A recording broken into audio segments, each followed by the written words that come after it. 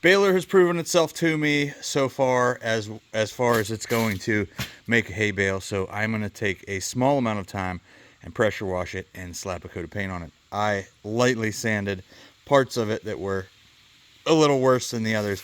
Baler, I just don't have time to dedicate that much time to it. I have too much else going on. But I am going to pressure wash it real quick, put it back in the garage, let it dry, and slap a coat of paint on it. So here we go.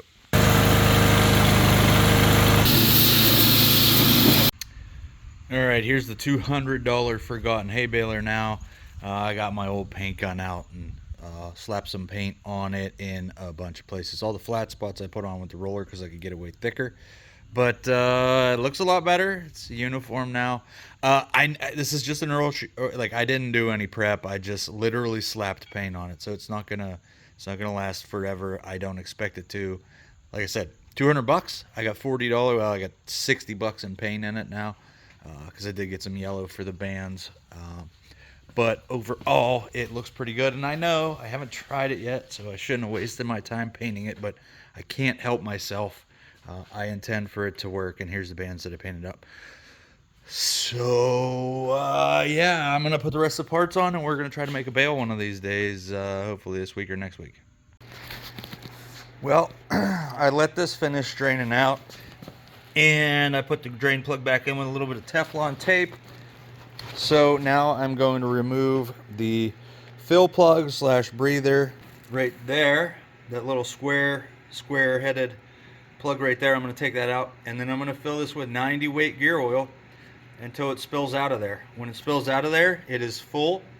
I have a little over 2 quarts. I'll let you know how much it takes.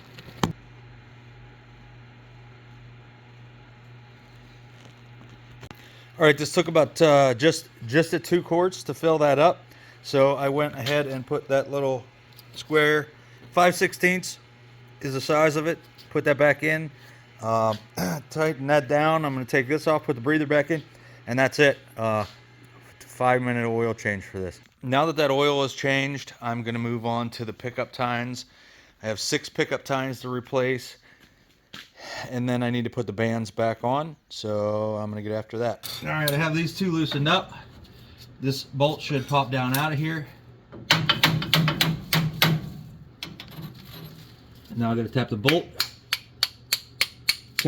out to get this apart and out from under it.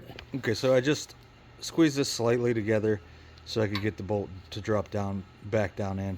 It's just these springs have held too far apart to get this back in easily.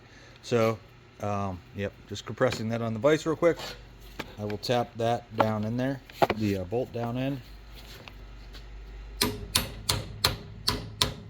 Now that's ready to go back on.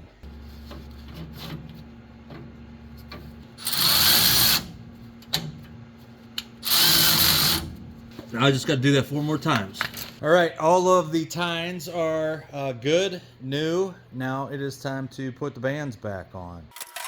Whenever I took the bands apart, they really came out, they were really tough. So I bought some new, all new hardware. So I'm gonna put everything back together brand new.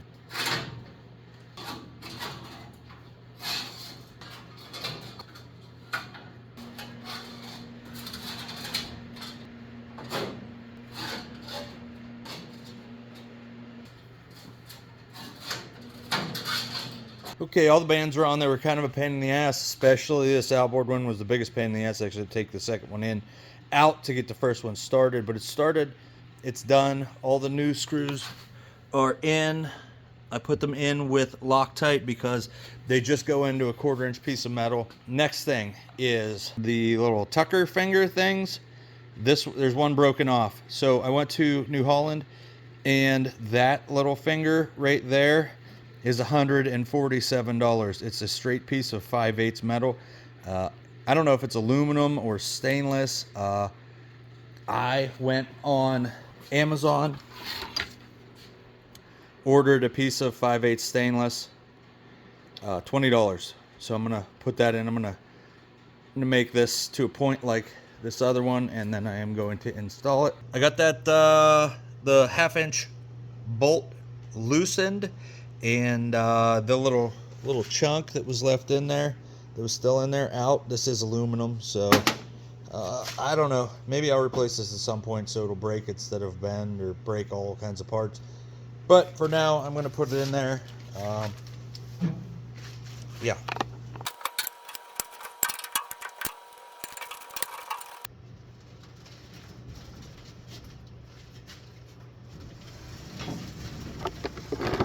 All right, now that Tucker finger is replaced, I have a few grease zerks to change. Right there is one of them. I'm gonna go ahead. I bought a bottoming tap, so I'm gonna tap that out and then throw a zerk in it.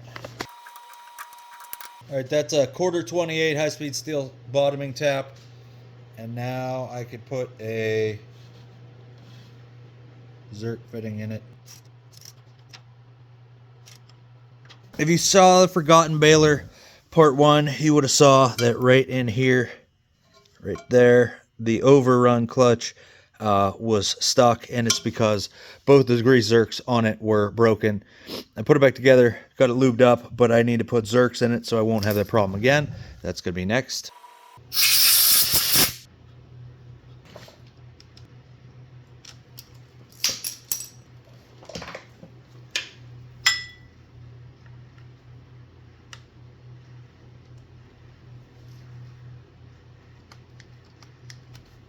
Both those, that one and that side, are done.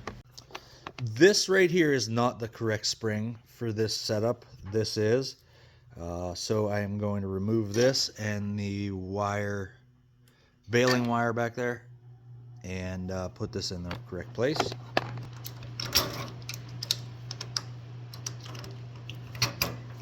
This is the spring they showed on the drawing. It didn't, I can't make it work, but I can make it work. I had to bend it a little bit, so. All right, a slight bend on that. Now it hooks on there. That is good to go. So I have been completely over this baler. I've touched pretty much every part of it.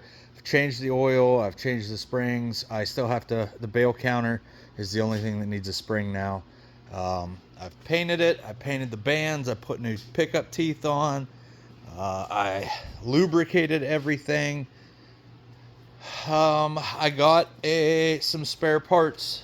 Right here, I got shear bolts for the knotters, shear bolts for the flywheel, every type of spare link I could need. The only thing now could be possibly a belt. The tires are fairly, well, they're newer, but you know, takeoffs of something else. But we should be good to go. I don't know. Thanks for watching this video. I appreciate you watching. I appreciate the likes, the comments, all of that. A couple months from now, 5 months, 6 months from now, we will see if it makes a hay bale. Until then, I'm going to put a tarp over it, stick it out in the field, let it sit. Thanks for watching.